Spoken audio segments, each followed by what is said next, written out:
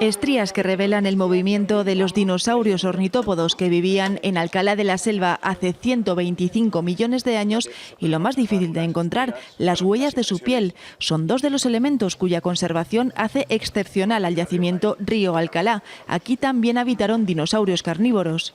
Se pueden apreciar 3 dedos, los 2 laterales, que serían este de aquí y este de aquí, y uno central que saldría hacia nuestra dirección, pero que está fragmentado. Cuando el animal, el dinosaurio, pisó en el sustrato fangoso, y el sustrato tendría que tener una cierta humedad, pero no demasiada para que las paredes de ese agujero no colapsaran. Y además el sedimento que luego rellenó ese agujero tendría que tener también otras características muy detalladas, como un grano de arena fino con elementos duros. Estas pasarelas conducen al mirador desde el que se pueden observar las huellas.